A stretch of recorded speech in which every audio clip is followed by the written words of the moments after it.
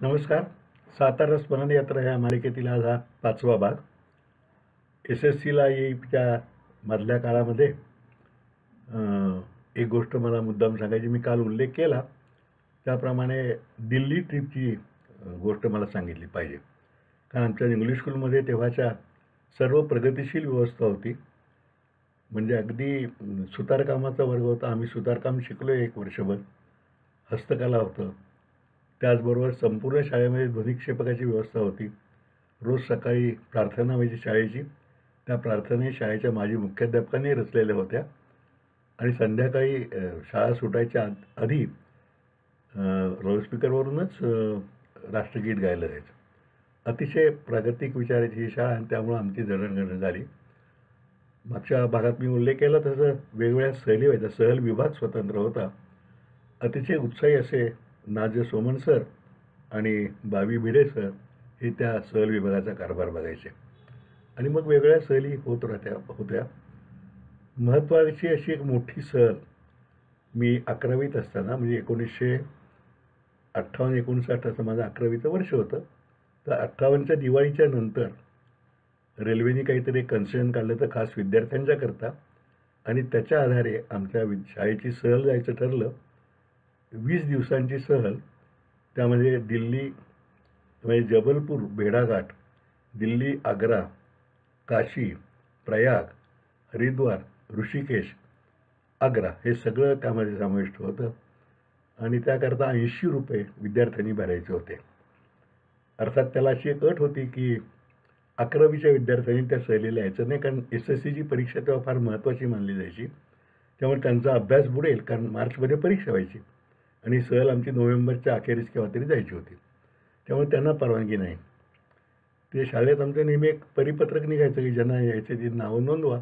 त्यांना ते माहितीपत्रक दिलं जायचं. मग त्यांनी पैसे भरायचे अशी प्रथा होती.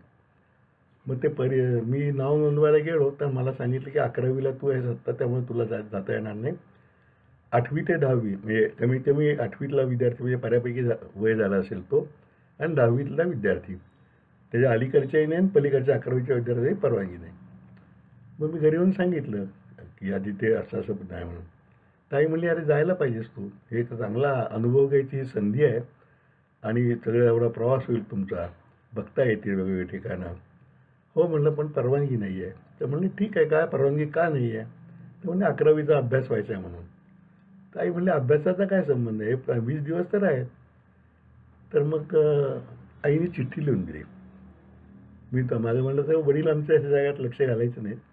आईनेच चिठ्ठी लिहून दिली. मी ते घेऊन आमच्या मुख्याध्यापकांना भेटलो.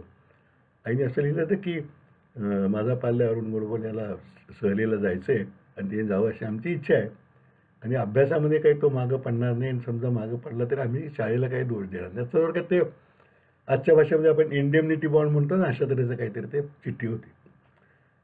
हे मुख्याध्यापकाने ठीक आहे, तुमच्या जबाबदारीवर तुम्ही पाठवता पाठवा म्हणून. आणि मग मी त्यात नाव नोंदवलं आणि तशी आमची ती सहल गेली.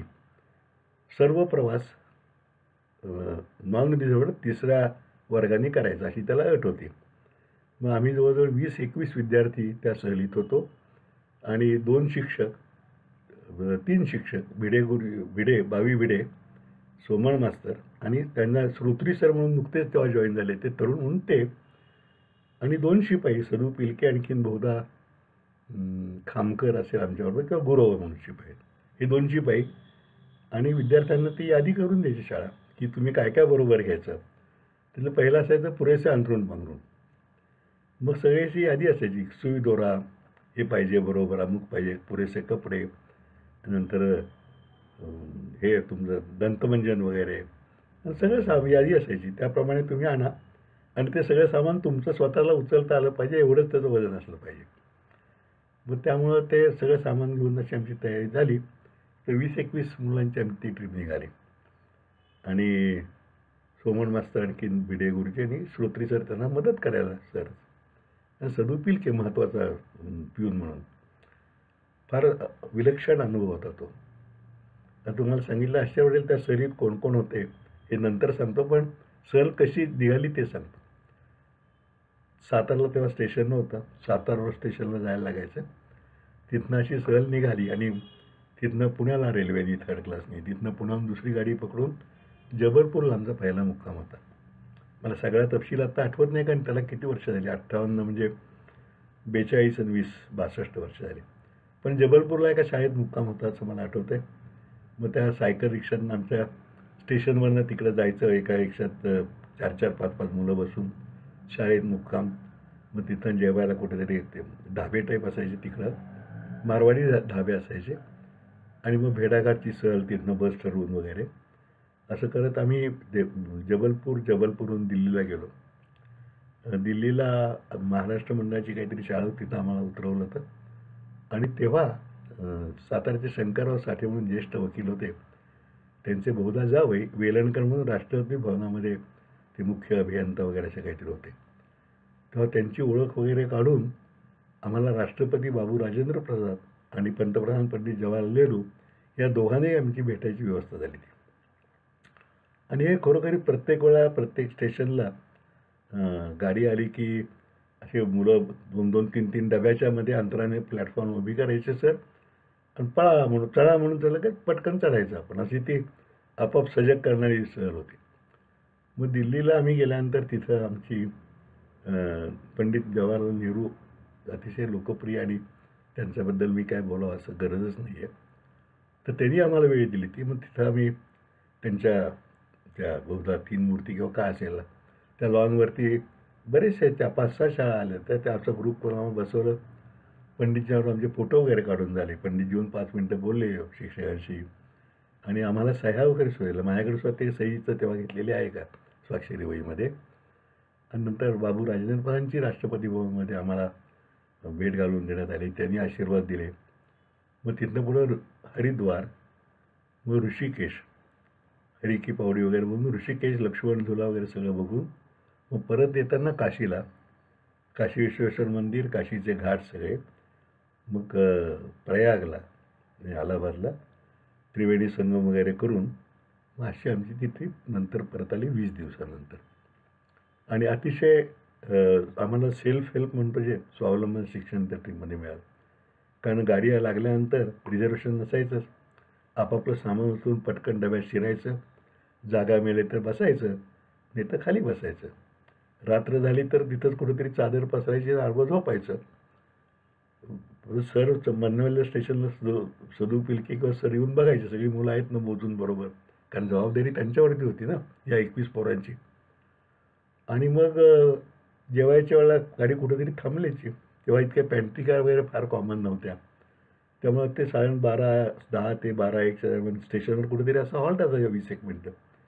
तिथं पटकन प्लॅटफॉर्मवरती उतरायचं, कोणतरी सागपुडीवाला असायचा त्याला पकडून खाली ते पानं मोठी असतात ती त्याच्यावरती जेवण बिवण असं व्हायचं. शाळेत मुक्काम असला तर ते व्हायचं, किंवा महाराष्ट्र मंडळात झालं तर तिथे मुक्काम व्हायचा. आणि ही सगळी मुलं म्हणजे आम्ही सगळेजण आपापली काळजी कशी घ्यायची, कसं घुसायचं गाडीत, कसं बाहेर उतरायचं, गाडी चुकून द्यायची नाही. नंतर पाणी वगैरे असं काय तेव्हा ते प्लास्टिक बाटल्या बिटल्या नव्हत्या.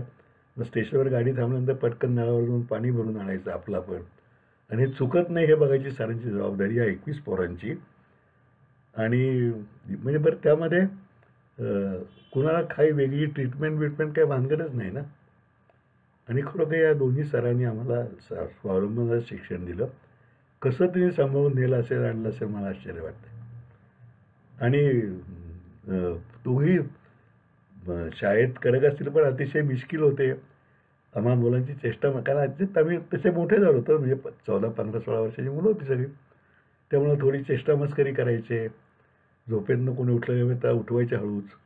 आणि फार जबाबदारीने ट्रीप ती काढली. मला फार आश्चर्य वाटलं. आम्हाला सगळ्यांना हा सगळा अनुभव मिळाला. म्हणजे पुढच्या काळामध्ये मी खूप प्रवास केला, जगभर जवळजवळ अमेरिका सोडून हिंडलो, पण ते सगळं रिझर्वेशन आहे, विमान आहे, टॅक्सी आहे, अमुक तमुक.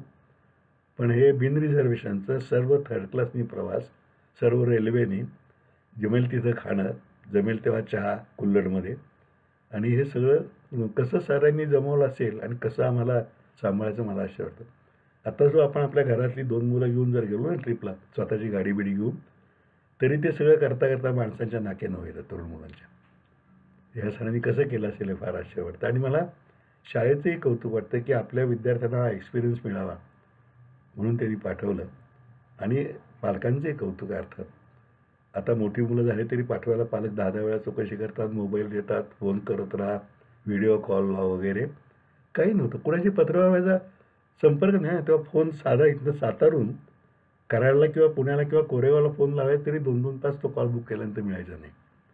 त्यामुळं ते कसं होतं हे फार गमतीशीर आहे. पण तरी आम्हाला रफ अँड टफ बनवलं. प्रवासातली शिस्त पाळायची सवय लावून दिली. आणि हे सगळ्यामधला उच्च-नीच भाव सगळा निघून गेला. म्हणजे आमच्या त्याचा एक फोटो आहे, ग्रुप फोटो दिल्लीला काढलेला. तो आमच्या एका मित्रांनी बरोबर तो मोठा डेव्हलप करून सगळ्यांना दिली आहे कॉपी त्याच्या. त्यामध्ये आमचे उल्हास पाठक म्हणून 10वीतला मुलगा होता, गौरव चांगला वेलबिल. तो त्या ट्रिपचा प्रमुख केलेला होता, नायक काय कुलनायक वगैरे. आणि मग त्याच्या नेतृत्वाखाली म्हणजे ॲक्च्युली सरच नेतृत्व करायचे. पण इक्बाल बागवान म्हणजे आता आहे तिथून. दुसरं सरपोतदार म्हणून होता, बेला हॉटेल इथं चालू होते, आता वारले सरपोतदार. नंतर भास्कर लिमे डॉक्टर ते वारले, पण तो होता बरोबरच्या. उल्हास आठवले ENT सर्जन आत्ता आहेतच ते. नंतर प्रभाकर परांजपे मास्तरांचा मुलगा शनिवार पेठेतला. राजा घोडके उल्हास घोडके म्हणून होता. अशी काही काही मुलं त्यांना ओळखून येत आहेत अजून ती, कारण ती 9वी 10वीतले त्यांचे फोटो आहेत. मीच एकटा लहान त्यांच्यामध्ये दिसायला, पण म्हणजे शिक्षणात 11वीतला असा. आणि अभयसिंह राजे भोसले त्यात होते, म्हणजे छत्रपती शिवाजीराजांचे वंशज, सातारचे युवराज तेव्हाचे. पण ते सुद्धा आमच्याबरोबर खाकी चड्डी पांढरा शर्ट आणि पळायचं खाली झोपायची वेळेला खाली झोपायचं. आणि मग पुढं केव्हा तरी अभयसिंह पुढं कारखाना काढला, राजकारणात पडले, मंत्री झाले. मग कधी हा ट्रिपचा विषय निघायचा. मग त्या अभयसिंह आम्ही भाऊसाहेब म्हणत नंतर. का हो अरुणराव म्हणले, काय तेव्हा मजा आली ना ट्रिपला? म्हणलं मजा कसली, ते कुठं संडासच्या दार झोप, कुठं पहिल्या पॅसेंजर झोप, कोणतरी हुसकावून लावतंय. हो पण म्हणले आपल्याला शिकायला मिळालं का नाही? तर असाही दिल्ली ट्रिप आम्हाला. म्हणजे सोमन मास्तर वारले, भिडे मास्तरही वारले. सोमन मास्तरांची मुलगी इथं असते, अजून माझा परिचय आहे. त्यांचा एक मुलगा कोल्हापूर असतो, त्याही संपर्क आहे. भिड्यांचा अर्थात कोण पुढचं मला माहीत नाही. पण कसं या दोघांनी जमवलं असेल ना, आश्चर्य मला आजसुद्धा आश्चर्य वाटत राहतं. आणि आम्हाला इतकं या सगळ्या ट्रीपमधून शहाणपण आलं, ज्याला विजडम म्हणतो ना, म्हणजे इंटेलिजन्सपेक्षा जो पुढचं विजडम.